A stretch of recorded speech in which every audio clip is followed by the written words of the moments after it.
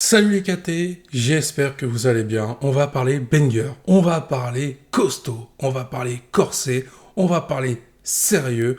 On a eu le droit à une dinguerie ce matin avec des informations venant du Venjump et relayées par Abdul. On va parler des informations autour de la reprise du manga Boruto, notamment de la seconde partie, puisqu'on a eu le droit à des révélations, notamment le fait que le manga va aborder son ellipse, et en plus de ça, on a eu le droit à un premier aperçu du nouveau look de Sarada après ellipse ou pendant l'ellipse. On va voir tout ça concernant les informations qui nous ont été données. Ces informations nous proviennent du Venjump relayé par Abdul Zoldyck. On a la confirmation de la reprise du manga Boruto dès le 20 août 2023 avec la publication du chapitre 81 de Boruto, l'annonce de l'ellipse du manga avec le début de la deuxième partie de l'histoire, et comme vous le voyez pour terminer, on a eu le droit à un premier aperçu de Sarada, son chara-design après l'ellipse, avec le titre qui nous a été annoncé pour la deuxième partie du manga, Boruto, de Vortex Bleu. Parlons du coup des annonces qui nous ont été proposées. On va commencer par le retour du manga Boruto. Petite précision, il sortira comme je l'ai évoqué le 20 août 2023,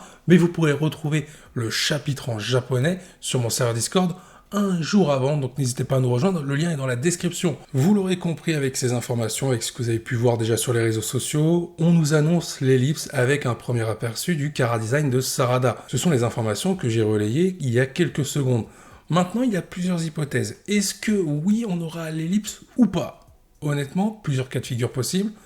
Pour moi, cette partie numéro 2 peut se concentrer durant l'ellipse, parce que le manga annonce l'ellipse, mais on peut décrire ce qui se passe à ce moment-là. Le chara-design de Sarada qui a été dévoilé pourrait tout simplement nous indiquer qu'on va suivre les aventures de Sarada et peut-être à un moment donné de Boruto ainsi que de Mitsuki durant leur évolution pendant l'ellipse et pas après. Parce que quand on regarde bien le chara-design de Sarada, on a l'impression, oui, elle a grandi, mais que l'ellipse n'a pas duré si longtemps que ça. On a l'impression que Sarada, limite, il y a un an qui s'est écoulé par rapport à son design qu'on avait pu découvrir dans la première partie, par rapport à ce qu'on va découvrir dans la deuxième partie. Donc cette partie numéro 2 pourrait être l'entrée ellipse entre guillemets pour dire ça, c'est-à-dire une évolution qu'on va suivre pendant l'ellipse avec certains personnages, notamment Sarada. Après, bien sûr, il n'est pas impossible que l'ellipse démarre directement, la grosse ellipse démarre directement avec ce nouveau chapitre. Et donc Sarada aura grandi et aura pris de l'âge, même si elle fait plus jeune, si admettons elle a 16 ans sur la cover qui nous a été montrée dans ce V-Jump. Je vous invite d'ailleurs à me donner votre avis. Est-ce que vous pensez qu'on aura deux ellipses, donc une petite ellipse pour suivre les aventures de Sarada, Mitsuki, Boruto ou seulement de quelques personnages, ou alors on aura vraiment la grosse ellipse et le chara-design de Sarada qui nous a été dévoilé, c'est celui de l'après-ellipse. Donnez votre avis en commentaire par rapport à ça. Maintenant, on va parler du titre de ce qui a été annoncé avec le V-Jump concernant le premier aperçu de Sarada et l'annonce de l'ellipse. On a un titre de Vortex Bleu. Et il y a pour moi des références à cela. De Vortex Bleu, j'ai vu beaucoup de personnes dans la communauté réagir à ça. On peut très bien faire référence sur ce coup-là aux yeux de Boruto. Est-ce que ça annonce le Jogan? En soi, c'est possible, puisque ce titre semble donner pas mal de références. Mais n'oubliez pas quelque chose, ce titre est accompagné du premier aperçu du chara-design de Sarada. Et dans l'œuvre de Boruto, Sarada a déjà fait référence aux yeux bleus de Boruto. Donc peut-être que c'est une reprise, entre guillemets, de ce qu'a pu dire Sarada envers Boruto pour justement nous indiquer qu'on va suivre les aventures de Sarada dans un premier temps. En soi, je vais tenter de vous expliquer quelque chose qui me semble possible. On peut très bien avoir un préquel, une transition entre la partie 1 et la partie numéro 3. La transition, c'est la partie numéro 2. On va nous raconter le destin, l'évolution de certains personnages et on va laisser celui de Boruto complètement en stand-by pour tout simplement faire monter la hype avec le développement d'autres personnages, notamment Sarada, mais aussi Mitsuki. On aura certainement d'autres personnages à côté, des personnages secondaires qui vont évoluer. Une fois qu'on aura vu un petit peu leur évolution durant l'ellipse, si encore une fois on se retrouve entre deux ellipses, la première pour nous raconter ce qui va se passer à l'intérieur de celle-ci, avant de faire une grosse ellipse pour arriver sur les aventures de Boruto et de suivre son évolution aux côtés de Sasuke. C'est clairement possible. On aura peut-être même le droit à quelque chose d'assez sympathique pour cette partie de transition. Si encore une fois on est sur de la transition, on pourrait très bien voir le personnage de Code débarquer, et justement, le but de cette transition, c'est de voir comment vont se débrouiller les personnages tels que Sarada Mitsuki face à la menace de Code en l'absence de Sasuke et de Boruto. En soi, ça pourrait être très intéressant. Et ensuite, avec cette partie numéro 3, s'il y en a une et si il y a autre chose après la partie numéro 2, on pourrait voir les conséquences de ce qui est arrivé durant la transition, avec notamment Boruto et Sasuke qui vont essayer de sauver le monde de Shinobi. Et là, on arriverait sur les premières scènes qui nous ont été proposées lorsque Boruto et Kawaki s'affrontent. Bien sûr, il y a beaucoup d'histoires qui doivent se dérouler avant pour arriver à ce moment-là de l'histoire de Boruto. En vrai de vrai, scénaristiquement, ça serait un très beau coup de la part de Kishimoto de proposer une histoire à la fois alternative qui n'est pas obligée d'être suivie, c'est-à-dire une potentielle transition avant d'arriver sur une histoire qui va vraiment croustiller autour de Boruto. Parce qu'en soi, cette partie-là ne sera pas forcément obligatoire pour connaître l'œuvre de Boruto. Peut-être qu'on pourra la zapper pour directement passer à ce qui se passe après l'ellipse. Je tiens aussi à rappeler, pour faire un peu une comparaison avec ce qui a été fait autrefois concernant Naruto, alors c'est pas vraiment sur la partie manga, même s'il y a eu quelques extraits qui nous avaient été proposés à l'époque par Kishimoto, c'était plus l'animé qui s'était occupé de ça. On avait eu le droit à quelques arcs narratifs, fillers si on peut dire ça comme ça, sur ce qui se passait entre Naruto et Naruto Shippuden, pour suivre les aventures de Naruto, de Sasuke et de quelques autres personnages. Un schéma comme ça pourrait donc se répéter pour l'œuvre de Boruto, pour la partie manga. Je voudrais maintenant revenir sur quelque chose auquel j'ai fait allusion tout à l'heure, la référence au titre qui nous a été proposé de Vortex Bleu, une référence qui pourrait s'apparenter aux yeux bleus de Boruto et notamment au Jogan.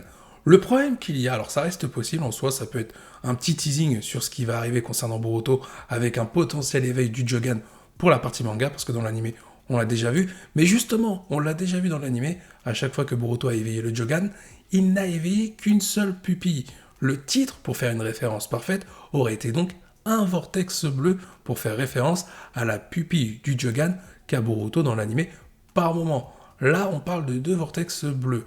Alors, est-ce qu'il pourrait y avoir une référence plutôt à 2 personnages, Sarada d'un côté, donc ça fait un vortex, et le deuxième vortex, ce serait Boruto. Après, on peut très bien faire référence à 2 autres personnages. On reste toujours sur Sarada, donc ça serait l'un des 2 personnages, mais le deuxième, ce ne serait pas Boruto, ce serait Mitsuki, si on s'en tient à la théorie que j'ai donnée tout à l'heure, comme quoi cette partie-là du manga va se concentrer sur les autres personnages et non Boruto aux côtés de Sasuke. Surtout qu'on va parler de quelque chose, on va rentrer un petit peu dans les détails du chara-design de Sarada. On regarde la tenue de Sarada, les boucles d'oreilles que porte Sarada, c'est le symbole du clan Uchiwa. Et souvenez-vous, dans l'œuvre de Boruto, Sarada se posait des questions sur le clan Uchiwa. Elle cherchait à percer des secrets sur ses origines par rapport à Sasuke.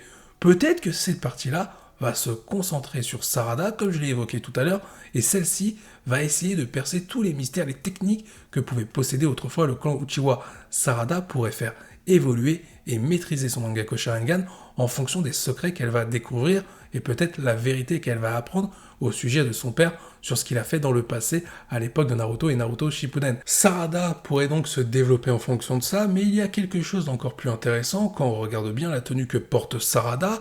On a l'impression qu'on est dans une atmosphère un peu Akatsuki, comme si Sarada avait basculé du mauvais côté. Alors je ne pense pas que Sarada va franchir cette limite par rapport à tout ce qui se passe dans le monde de Boruto, dans le monde de Shinobi plutôt. Donc, à voir ce qui va se passer, moi j'ai plus l'impression qu'elle porte une tenue en référence au symbole du clan Uchiwa.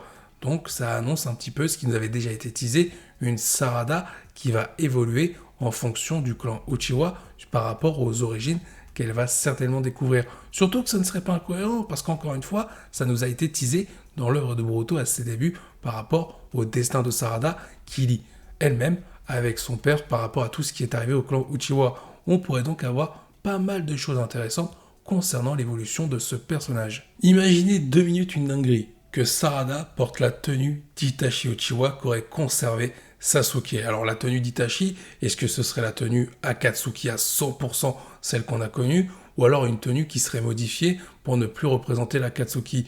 Mais ce serait une dinguerie, parce que quand on regarde vraiment le premier aperçu qui nous a été dévoilé concernant Sarada, on a l'impression de voir limite la tenue, une sorte de tenue qui ressemble à celle d'Itachi.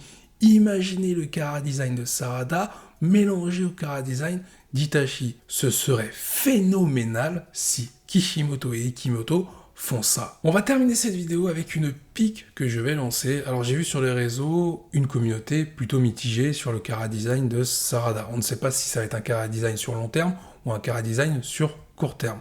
Beaucoup de personnes s'offusquent en disant Oui, on voulait les cheveux longs, elle a les cheveux courts. Oh là là, c'est terrible, c'est nul, c'est pourri. Alors déjà d'une, c'est pas ton histoire, c'est celle de Kishimoto et c'est Ekimoto qui dessine. Parce que beaucoup de personnes, j'ai vu des commentaires assez rigolos, je pense que j'en ferai une vidéo prochainement sur ça, où les personnes disaient oui, Ekimoto et Kishimoto, ils n'écoutent pas leurs fans. Alors déjà encore une fois, ce n'est toujours pas toi qui raconte l'histoire de Boruto, c'est celle de Kishimoto et qui va être retranscrite par Ekimoto, son dessinateur. À un moment donné, si vous voulez quelque chose, vous vous sortez les doigts des fesses, hein, vous prenez un crayon et vous dessinez, vous faites votre fan manga de Boruto, vous écrivez votre propre histoire, comme ça vous serez content.